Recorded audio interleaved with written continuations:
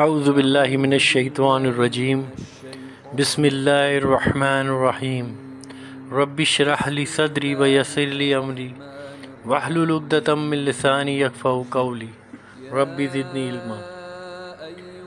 عید الاضحیٰ اسلام کے شعائر میں ایک عظیم شعار ہے جو قربانی، اطاعت، ایثار، تقوی اور اتحاد کا درس دیتی ہے۔ یہ دن محض گوشت کھانے یا میل جول کا دن نہیں، بلکہ اس کے پیچھے ایک گہرا روحانی پیغام ہے۔ قرآن پاک میں اللہ تعالیٰ فرماتا ہے، سورہ حج آیت نمبر 37، جس کا ترجمہ ہے، اللہ تک نہ ان کا گوشت پہنچتا ہے اور نہ خون، بلکہ اس تک پہنچتا ہے صرف تمہارا تقوی۔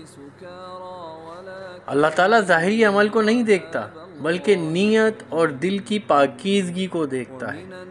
اگر قربانی اخلاص کے بغیر کی جائے تو وہ اللہ کے ہاں مقبول نہیں ہوتی۔ قرآن مجید کی آیت سورہ صفات کی آیت نمبر 103، جس کا ترجمہ ہے، جس میں اللہ فرما رہا ہے، پھر جب تم دونوں نے اللہ کے حکم کے آگے سر جھکا دیا اور ابراہیم نے بیٹے کو ماتھے کے بل لٹا دیا۔ یہ واقعہ ہمیں سکھاتا ہے کہ اللہ کے حکم کے آگے سر تسلیم خم کرنا ہی اصل زندگی ہے۔ یہی روح ہے عید الاضحیٰ کی۔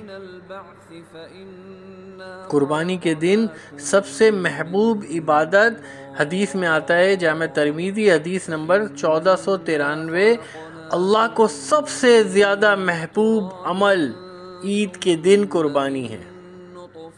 اس کا ہر حصہ یعنی سینگ، بال، کھال اللہ کے ہاں محفوظ کیا جاتا ہے۔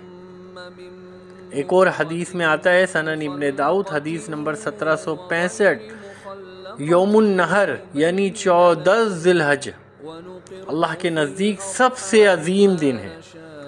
ہمیں اس دن عبادت، ذکر، نماز، صدقہ اور قربانی کے ذریعے اللہ کو راضی کرنا چاہیے۔ اللہ کے نبی ایک اور جگہ حدیث میں فرماتے ہیں، صحیح بخاری کی حدیث ہے 5558، جس میں اللہ کے نبی کہتے ہیں کہ اللہ کے نبی نے خود اپنے ہاتھ سے قربانی کی، تکبیر پڑھی اور جانور کا نام لیا۔ یہ سنت ہمیں سکھاتی ہے کہ ہم خود بھی قربانی کے عمل میں شریک ہوں۔ قرآن مجید کی ایک آیت سورہ حج آیت نمبر 36، جس کا ترجمہ ہے، قربانی کا گوشت صرف اپنے لیے نہ رکھو، بلکہ قناعت پسند اور مانگنے والوں کو بھی دو۔ عید کا اصل پیغام یہی ہے کہ خوشیاں سب کے ساتھ بانٹی جائیں۔ عید ہمیں سکھاتی ہے صرف اپنی ذات کی فکر نہ کی جائے، بلکہ دوسروں کے لیے قربانی دی جائے۔ دل میں خلوص ہو، دکھاوا نہ ہو۔ امت مسلمہ متحد ہو، رنگ، نسل، زبان یا دولت کی تمیز نہ ہو۔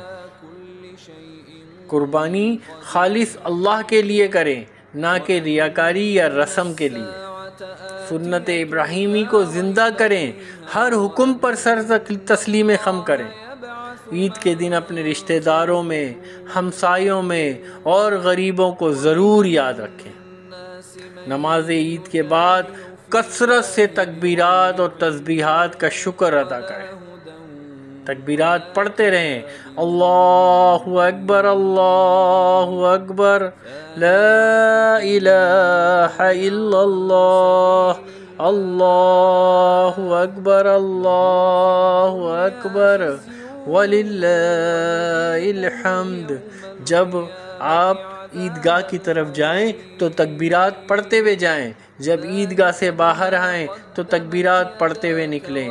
اللہ تعالیٰ ہماری قربانی کو قبول کرے، اللہ تعالیٰ ہماری زندگیوں میں آسانی پیدا کرے۔